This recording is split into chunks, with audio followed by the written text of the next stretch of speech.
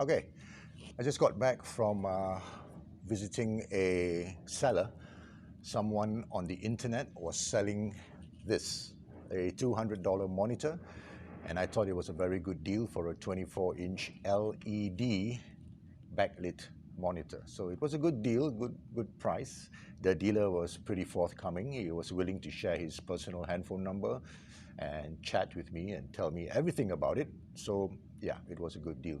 So I met him, I went to buy it, and it on the way there, it gave me some ideas on what content to make for you.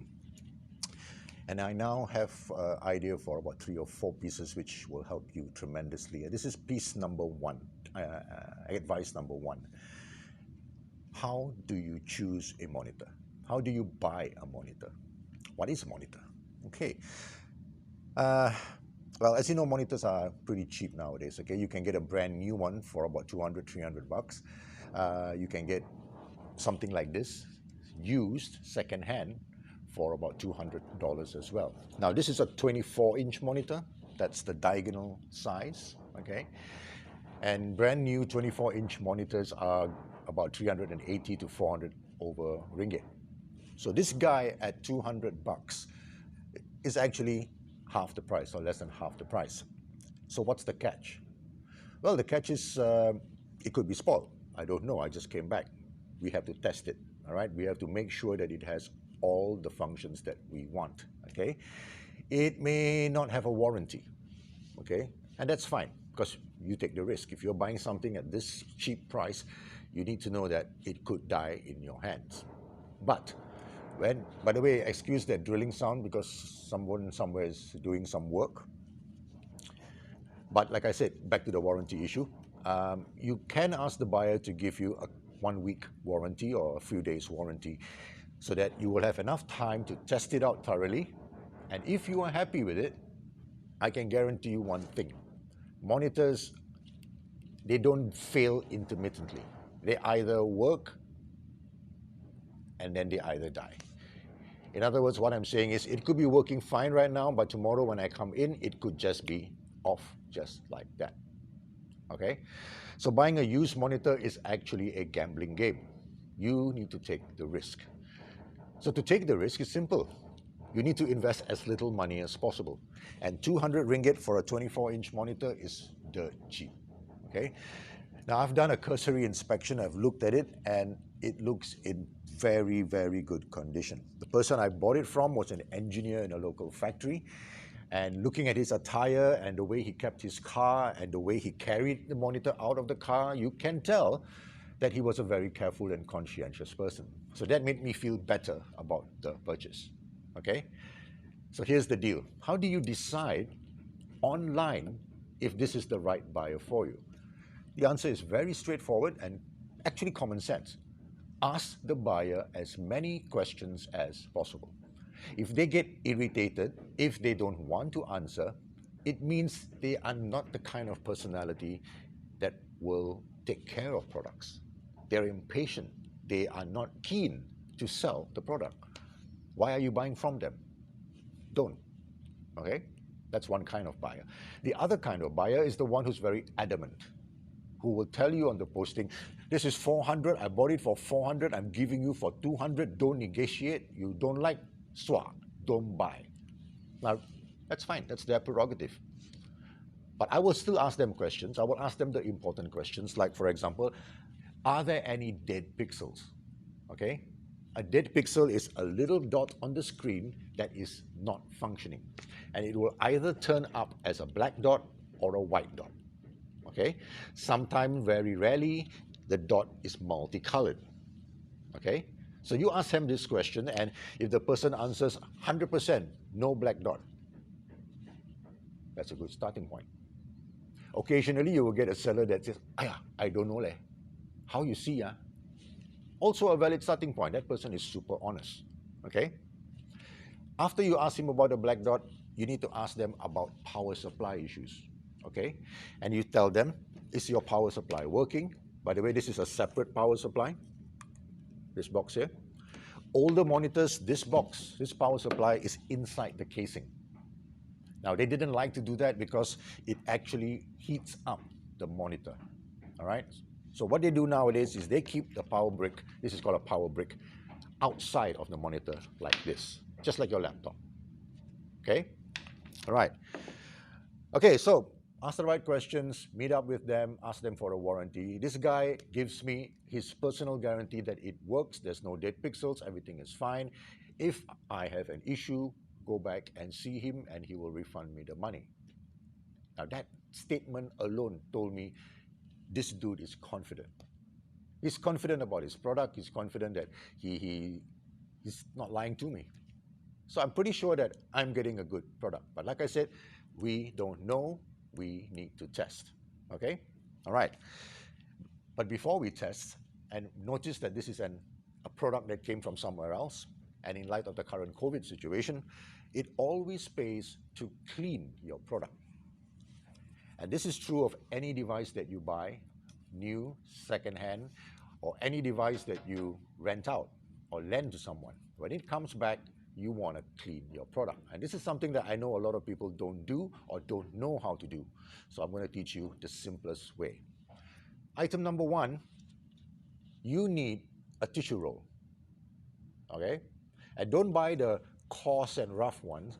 Get the absolute softest ones that you have. This one is, I think, QT Compact. Very soft, very gentle. You need one of that. You need to pull out a couple of sheets, and you need to make a pad, okay? That's item number one. Item number two is an alcohol and water mix. All right, this is my own personal spray that all of you have seen me spray my hands with. It is 70% IPA alcohol. 70% is basically 70 parts alcohol, 30 parts water. Okay, this is the perfect ratio for killing viruses. It also happens to be the perfect ratio for disinfecting stuff.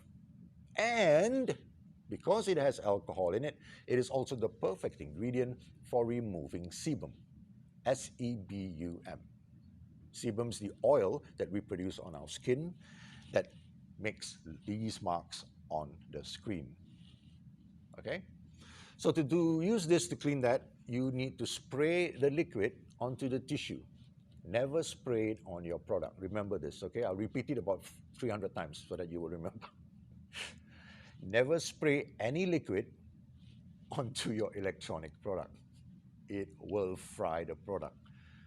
Always spray onto a material that you're going to use to clean, and make sure that it is slightly moist and not super wet. Then we clean the casing. Notice I said casing, huh? I'm not going to clean the surface of the glass. That's the last thing you touch. I am going to clean the casing. I'm going to turn it around so you can see what I'm doing, like that. By the way, guys, just looking at the monitor here, and I'm seeing this sticker. There's a sticker here, like a warranty sticker, and it actually says 20 on it, which tells me that he bought this monitor this year. All right, new monitor, LED, super thin, ultra thin bezel. That means it's a very thin side, for $200. Yeah, that's a fantastic deal right there. Okay. All right, so I'm going to do a time lapse now. You can watch me. Look at the dirt, just that initial wipe itself, and tons of dirt is coming off. So we're going to do a hyperlapse right now, and we'll come back when I'm done.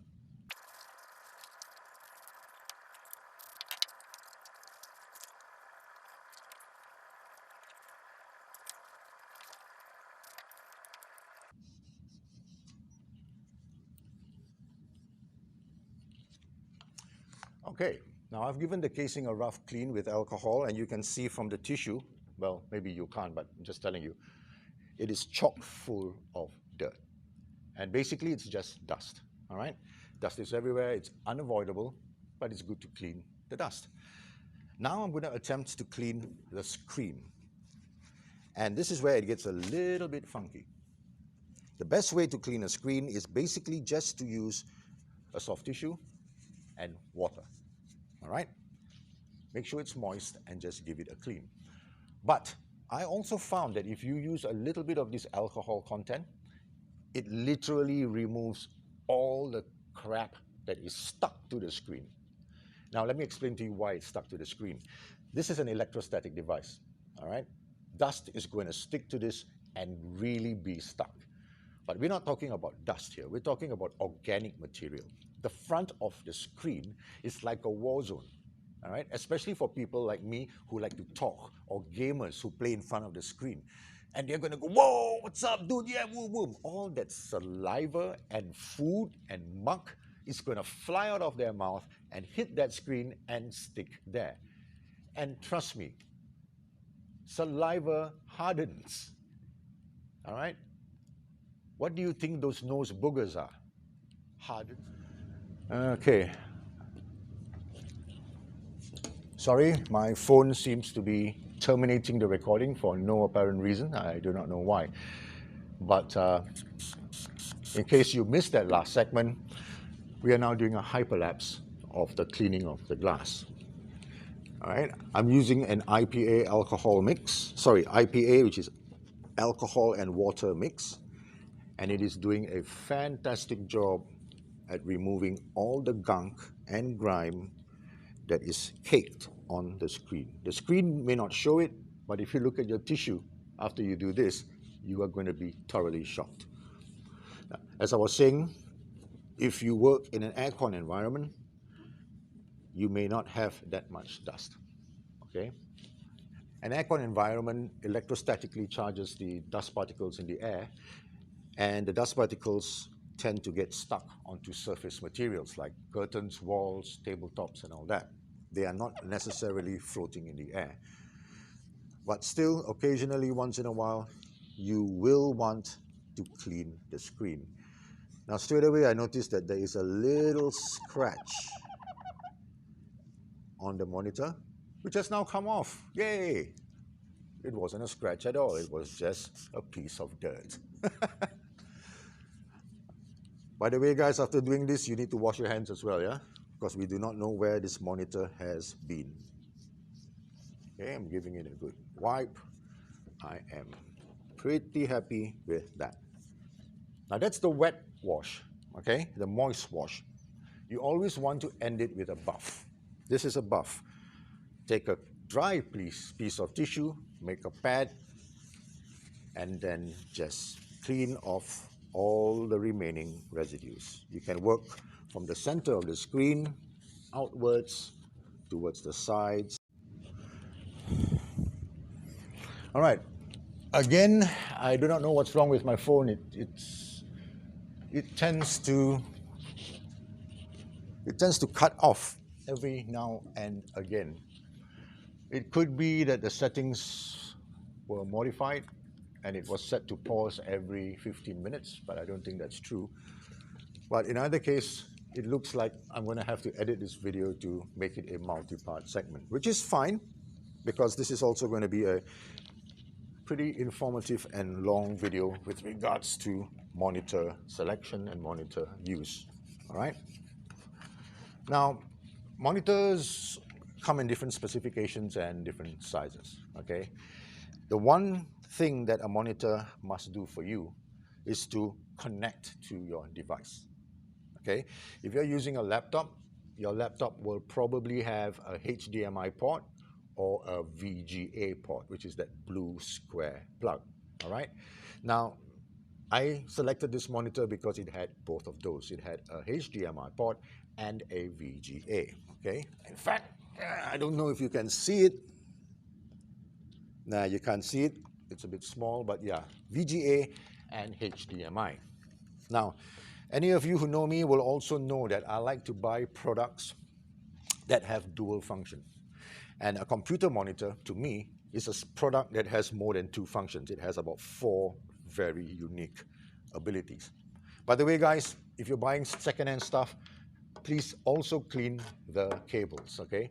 These cables very often sit in dark and dingy and dank places, all right? They are not clean. And I was right. Look at the dirt that just came off that, all right? So give it a clean, don't worry about it, use the alcohol. Alcohol is great at removing dust, dirt, grime, okay? You can be a little bit more robust with it if you want, it's not an issue. Just give it a good wipe. That's the HDMI cable done. I'm also now going to clean the power supply. Again, like I said, use as much alcohol or tissue as you want. They're cheap. And it gets the job done, right? So, yeah, just give it a... By the way, guys, all monitors today are essentially made in Asia, okay? So, and not only are they made from Asia, but very often they are made from the same OEM manufacturer, all right? So if you hear this thing where people say LG screens are better, Samsung screens are better, whatever are better, don't believe what you hear, okay? That may not necessarily be true, okay? What you do want to do is you want to make sure that the screen has the right specifications for your needs. For me, I just needed a screen so that I could extend my laptop. I have an additional laptop that I need to extend. And I also bought this monitor because I want to use it as a preview monitor while I'm shooting videos. That is function number 2, okay? Because of the HDMI port, I can now use the monitor as a preview monitor.